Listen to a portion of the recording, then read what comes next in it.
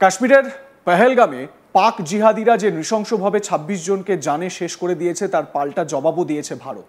যে জিহাদিরা এই কুকীর্তি করেছে তাদের ঘাঁটিগুলো সব ভেঙে গুঁড়িয়ে দিয়েছে ভারত। তবে এরপরও থেমে নেই সন্ত্রাসীরা। সম্প্রতি ফের পাকিস্তানি গুপ্তচরকে গ্রেপ্তার করেছে পুলিশ। আর তারপরেই প্রশ্ন উঠতে শুরু করেছে, কাশ্মীরের পর কি তাহলে আবার হামলার প্ল্যান ছকতে এসেছিল পাক স্পাই? ইউটিউব ব্লগিংয়ের আড়ালে পাকিস্তানের হাতে দেশের সেনাবাহিনী সহ অন্য গুরুত্বপূর্ণ সব সংবেদনশীল তথ্য তুলে দেওয়ার অভিযোগে গ্রেপ্তার হয়েছে হরিয়ানার হিসারের বাসিন্দা জ্যোতি মালহোত্রা। শুধু জ্যোতিই নয়, পাঞ্জাব, হরিয়ানা, রাজস্থান সহ পাকিস্তানের সঙ্গে সীমান্তবর্তী রাজ্যগুলি থেকে প্রায় ১১ জনকে গ্রেপ্তার করা হয়েছে ইতিমধ্যেই। তারই মধ্যে ফের একজন পাকিস্তানি গুপ্তচরকে গ্রেপ্তার করেছে পুলিশ। হিমাচল প্রদেশের কাংরা থেকে গ্রেপ্তার করা হয়েছে পাকিস্তানি গুপ্তচর অভিষেক ভরদ্বাজকে। গোপন তথ্যের ভিত্তিতে জিতা দোহরা পুলিশ অভিযান শুরু করে, যার অধীনে সাব ডিভিশনাল পুলিশ অফিসার দাদা সিবার নেতৃত্বে একটি দল গঠন করা হয়। গত কয়েকদিন ধরে এই দল সন্দেহভাজন ব্যক্তির উপর নজর রাখছিল এবং যে সমস্ত তথ্য আসছিল তা খতিয়ে দেখা হচ্ছিল।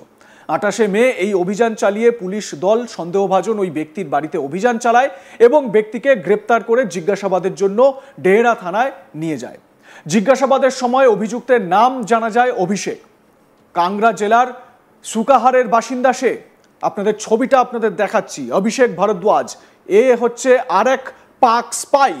ভারতে এই ব্লগিংয়ের আড়ালে বা ভারতের বিভিন্ন জায়গা সম্পর্কে জানার সুবাদে তাকে অর্থের বিনিময়ে সম্ভবত স্পাই বা অ্যাসেট হিসেবে ব্যবহার করত পাকিস্তান, এবং এই বিষয়গুলো নিয়ে আরও ডিটেলস তথ্য পাওয়া দরকার।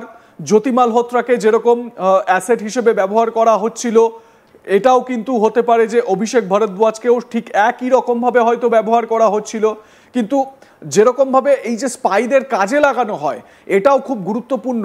কিভাবে তারা ইনফরমেশন দেয়, যেরকম জ্যোতি মালহোত্রা নিজের ট্রাভেল ব্লগিংয়ের মাধ্যমে, ভ্লগের মাধ্যমে বিভিন্ন জায়গায় ভ্লগ করে সেই সমস্ত ভিডিও খুব সহজেই আইএসআই এর কাছে চলে যাচ্ছিল।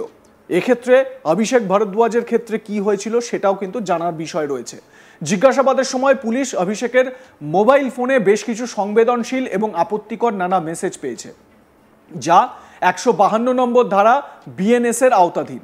এরপরই থানা ডেরায় মামলা দায়ের করা হয় এবং অভিযুক্তকে গ্রেপ্তার করে হেফাজতে নেয় পুলিশ।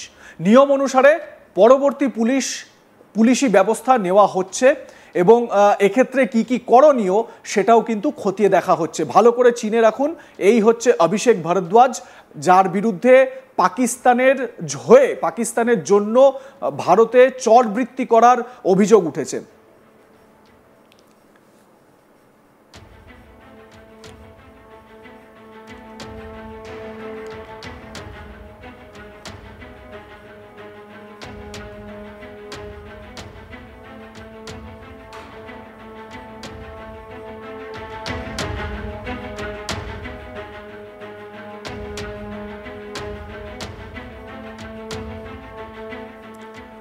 বারবার ভারতের হাতে মার খেয়েও কিছুতেই শিক্ষা হচ্ছে না পাকিস্তানের। দিন কয়েক আগেই দিল্লিতে বড়সড় সন্ত্রাসী হামলা চালানোর ছক কষছিল আইএসআই।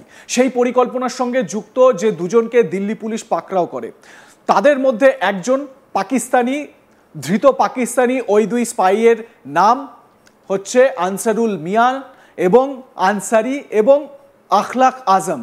আনসারুল মিয়ান আনসারি এবং আখলাক আজম এই দুজনকে গ্রেপ্তার করা হয়েছিল। সূত্রের খবর, কাশ্মীরের আগে পাক গুপ্তচর সংস্থা আইএসআই এর প্রত্যক্ষ মদতে রাজধানী দিল্লিতে হামলার ছক কষেছিল পাক জিহাদিরা, কিন্তু তা বাস্তবায়িত হয়নি। তবে পহেলগাম হামলার পর ভারতে ফের হামলার পরিকল্পনা করেছিল পাকিস্তান, কিন্তু এদেশের গোয়েন্দাদের হাতে সেই খবর চলে আসে। পাকিস্তানের বদমাইশির সব রকম চেষ্টা বিফল হয়। সেই পরিকল্পনায় এক প্রকার জল ঢেলে দেয় ভারত। যে দুজনকে গ্রেপ্তার করা হয়েছিল তাদের একজন দিল্লিতে এবং অন্যজন রাঁচিতে ধরা পড়ে। ৩ মাস ধরে চলা অভিযানের পর পাকিস্তানের প্রশিক্ষিত একজন আইএসআই এজেন্ট দিল্লিতে ভারতীয় সেনাবাহিনীর গুরুত্বপূর্ণ নথিপত্র সহ ধরা পড়ে, যা সে নেপাল হয়ে পাকিস্তানে পাঠাতে চেয়েছিল। তার সহযোগী, যিনি এই অভিযানে সহায়তা করেছিলেন, তাকে রাঁচিতে গ্রেপ্তার করা হয়েছে।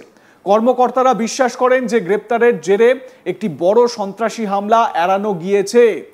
নেপাল প্রসঙ্গে আপনাদের বলে রাখি, কয়েকদিন আগেই আজ তাক বাংলায় আমরা এই আলোচনাও করেছিলাম প্রাক্তন সেনাকর্তা কর্নেল দীপ্তাংশু চৌধুরীর সঙ্গে, যে কিভাবে নেপালকে ট্রানজিট রুট হিসেবে ব্যবহার করছে আইএসআই। শুধু নেপাল নয়, নেপাল, ভুটান এই জায়গাগুলোকে ট্রানজিট রুট হিসেবে ব্যবহার করছে আইএসআই, এবং জিহাদি অনুপ্রবেশ বা জঙ্গিদের অনুপ্রবেশও এই রুট থেকেই হচ্ছে।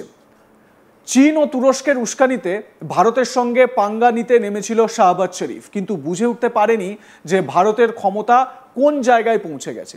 আর তাতেই ভারত সপাটে চড় মেরেছে, তাতে করে হাড়ে হাড়ে টের পেয়ে গিয়েছে পাকিস্তান। আর এরপরে কোথায় তারা শুধরে যাবে তার কোনো লক্ষণ নেই। কথায় আছে না, কুকুরের লেজ কখনো সোজা হয় না, পাকিস্তানের অবস্থা ঠিক একই রকমের। ভারতের কাছে নাস্তানাবুদ হওয়ার পরে বদলা নেওয়ার জন্য বড্ড ফোঁস করছে পাকিস্তান। তবে ভারতে এই নাশকতার যে ছক, সেই নাশকতার আশঙ্কা কিন্তু একটা থেকেই যাচ্ছে। নিরাপত্তা বাহিনী, সিকিউরিটি ফোর্স তারা কিন্তু তৎপর রয়েছে, তারা বিভিন্ন রকমভাবে চেষ্টা চালিয়ে যাচ্ছেন, এবং ভারতের যে গোয়েন্দারা রয়েছেন সেই গোয়েন্দাদের হাতে কিন্তু সমস্ত রকম তথ্য রয়েছে। সেই তথ্যগুলো থেকেই কিন্তু সজাগ দৃষ্টি রাখা হচ্ছে, বিশেষ করে সীমান্তবর্তী যে জায়গাগুলো সেই জায়গাগুলোতে। আপনাদের বলে রাখি যে এই মুহূর্তে যখন এই আলোচনা আমি করছি সেই সময় ভারতের সীমান্তবর্তী মানে পাকিস্তানের সঙ্গে সীমান্তবর্তী 4টি রাজ্যে মক ড্রিল কিন্তু সম্পন্ন হয়ে গিয়েছে, জম্মু কাশ্মীর, পাঞ্জাব, গুজরাট এবং রাজস্থান। এবারে প্রশ্ন হচ্ছে, এই জঙ্গি নাশকতার ছক বারবার করে ভারত বানচাল করে চলেছে যাতে পেহেলগামের মতন ঘটনা আর না ঘটে এই দেশে। আপনাদের মতামতের বিষয় কি জানাতে ভুলবেন না, আমরা অবশ্যই সেদিকে নজর রাখবো এবং বিভিন্ন তথ্য আপনাদের সামনে তুলে ধরার চেষ্টা করব। তবে এই যে পাক স্পাই, এদের সম্পর্কে কিন্তু জেনে রাখা ভীষণ রকমভাবে জরুরি।